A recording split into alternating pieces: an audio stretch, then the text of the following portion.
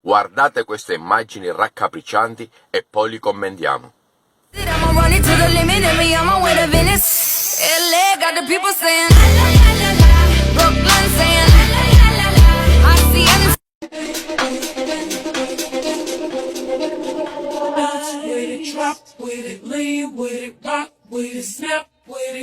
All my ladies, pop your backs with it.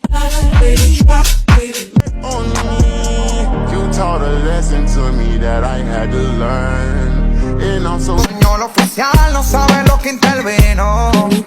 Ven papi, ven que te tengo una cosa. Ti piace una bicicletta in proprietà?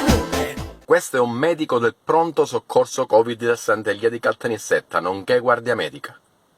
A parte il balletto simpatico e sculettante che potrebbe andare bene se fatto presso una dimora privata e non presso una sede di pubblica necessità, un ufficio pubblico, una sede di pubblica necessità come quella dell'ASP. Ma a parte questo, la frase aberrante.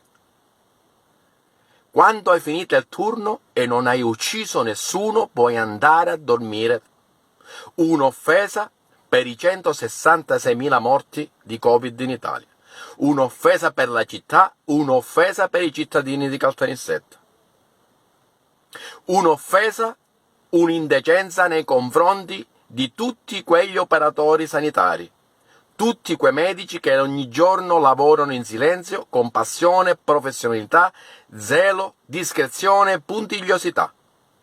E a volte questi medici, nonostante siano bravi, vengono ostacolati nella loro progressione delle carriere, vengono ostacolati nel proprio lavoro. Sapete perché? Perché hanno una sola colpa. Non hanno un padrino politico mafioso che li sponsorizzi alle loro spalle. Ma ritorniamo al discorso della signorina. Questa signorina, quanto è successo il fatto di mio figlio Mirko, era al pronto soccorso Covid, quella mattina del 26 dicembre del 2021. Ora io, visionando queste immagini, da padre, che cosa dovrei pensare? Che cosa devo pensare? Vi pongo una domanda, ma voi affidereste mai, vedendo e visionando queste immagini, vostro figlio, vostro padre, vostra madre, vostra sorella, voi stesse, alle cure di questa signorina? La chiamo signorina perché non mi va di chiamarla medico dopo aver visionato queste immagini. Io non so come medico al pronto soccorso questa signorina. Per congresso pubblico lo escluderei, come vanno le cose in Italia. Per titoli? Per meritocrazia? Non mi è dato saperlo. So solo che questa signorina guadagna 40 euro l'ora. Adesso mi rivolgo a voi, politici e politica. Parlate di policlinico diffuso, non siete in grado neanche di gestire un condominio, non siete in grado di gestire un Sant'Elia, un DEA di secondo livello, mi parlate di policlinico.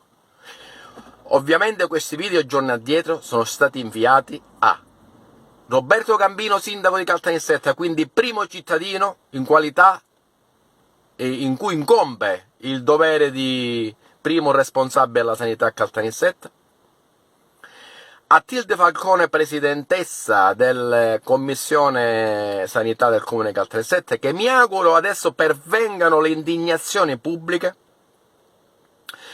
Sono state inviate queste immagini alla dottoressa Marcella Sandino, dirigente del Sant'Elia. Onestamente persona gentile e disponibile, ha fatto immediatamente rimuovere dal social TikTok queste immagini vergognose, riferendomi che verrà instaurato un procedimento disciplinare. Ma qua non si tratta di procedimento disciplinare, qua si tratta di perdere il posto di lavoro e dà spazio a tanti giovani preparati, seri e professionali.